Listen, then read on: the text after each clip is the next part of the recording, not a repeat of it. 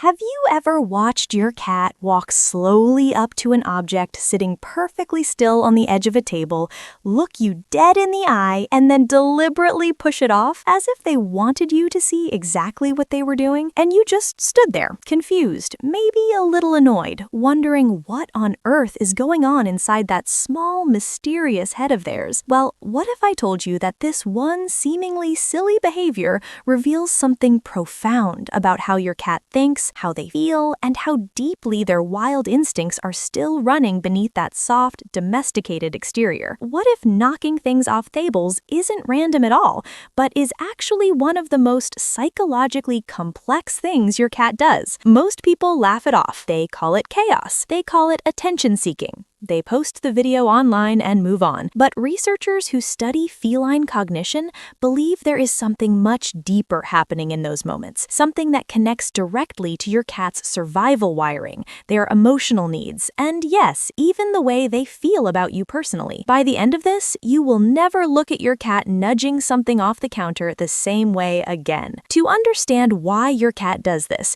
you have to travel back in time, not just years, but thousands of them. Before cats curled up on sofas and waited for dinner to appear in a ceramic bowl, they were hunters, precise, patient, extraordinary hunters. And every single behavior your cat has today, every twitch, every stare, every slow, deliberate paw movement is a direct echo of that hunting past. When your cat reaches out and taps an object, what they are actually doing on a neurological level is testing it.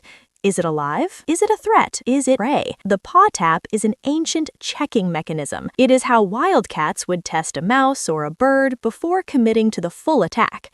Your cat is not being destructive. Your cat is doing exactly what millions of years of evolution designed them to do. But here's where it gets interesting. Because if it were purely about hunting instinct, your cat would tap the object once and walk away. Instead, they tap it again and again. They watch it wobble. They watch it fall, and then, and this is the part that truly reveals something extraordinary, they look at you. That moment of eye contact after the object hits the floor is not accidental. That look is intentional, and what it communicates goes far beyond simple mischief. Cats are sensory creatures in a way that most owners fundamentally underestimate. Their paws are not just tools for walking. They are extraordinarily sensitive instruments, packed with nerve endings that pick up texture, temperature, movement, and vibration. When your cat pushes something and it moves, they are receiving a rich stream of physical information. When it falls and makes a sound, they track that sound with the same neural pathways that would track a falling or fleeing animal in the wild. The entire sequence, the push, the wobble, the fall, the sound, is deeply satisfying to a cat on a sensory level. It is stimulating in a way that just sitting there simply is not. What looks like destruction to you is actually exploration to them. Now, think about your cat's daily life for a moment. Think about how many hours they spend in your home, an environment where very little actually changes. The furniture stays in the same place, the smells stay mostly the same, the routine is predictable. And for an animal whose brain is wired for novelty, for unpredictability, for the constant mental engagement of tracking and hunting, that predictability can become quietly suffocating. This is something most owners never consider. Your cat is not just physically confined to your home, their mind is too. And when a curious, intelligent, stimulus-hungry animal doesn't get enough mental engagement, they will create their own stimulation.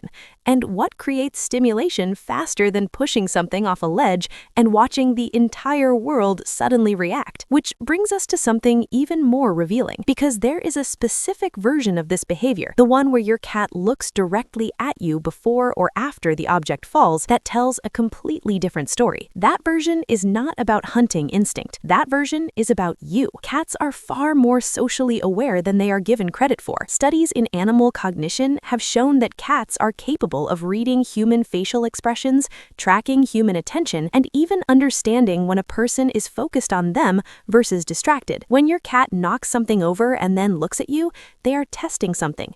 Not the object this time, but you. They are checking whether you are watching, whether you will respond, whether you are present in their world. Most owners think this is manipulation, and in a sense, it is, but not the cold, calculated kind. It is the kind of testing behavior that comes from a creature who genuinely wants to interact with you and has found that this particular action consistently gets your attention. Here is the emotional layer that most people miss entirely. Cats do not develop attachment the same way dogs do. Dogs evolved alongside humans for tens of thousands of years, selectively bred for social bonding, for eagerness to please, for visible affection. Cats domesticated themselves, and they did so on their own terms. The emotional bond a cat forms with a human is quieter, more subtle, and in many ways more meaningful for exactly that reason. When your cat chooses to perform a behavior in front of you, when they position themselves so you can see them,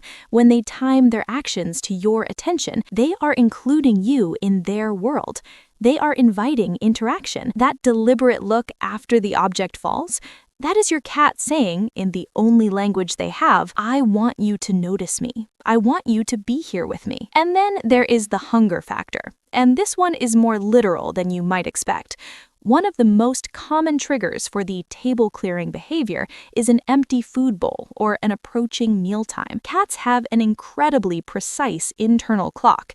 They know when feeding time is, and when that time arrives and nothing has happened yet, some cats will begin a campaign of calculated disruption designed to get your attention and move you toward the kitchen. They are not being rude. They are communicating the only way they know how. In the wild, there was no waiting. You either hunted and ate, or you didn't. The urgency your cat feels around food is ancient and real, and when they can't hunt, they redirect that urgency toward you, toward making something happen, toward creating movement in a world that has gone too still. Now consider something that very few cat owners ever think about. The objects your cat chooses to knock over are rarely random.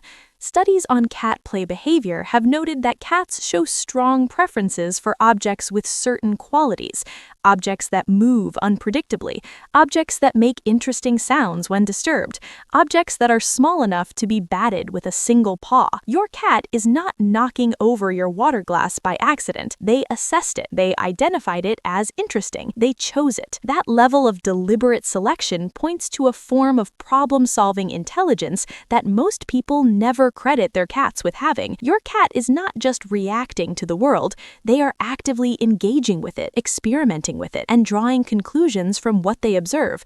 That is not mindless chaos. That is a curious mind at work. There is also a territorial dimension to this behavior that is easy to overlook. Cats are deeply spatial creatures. They have mental maps of their environment, and they monitor changes within that space with remarkable precision. When your cat knocks something off a surface, they may also be clearing that surface, reclaiming it as their own, asserting a kind of environmental control. This is not aggression. It is simply the expression of a creature who needs to feel that they have agency in their space, who needs to feel that the world around them is something they can interact with and influence. In homes where cats feel understimulated, anxious, or ignored, this territorial clearing can become more frequent, a quiet signal that something in their environment needs to change. Understanding all of this, the hunting instinct, the sensory drive, the social communication, the intelligence, the hunger signals, the territorial expression, changes everything about how you see this behavior. What looked like mischief was actually a message.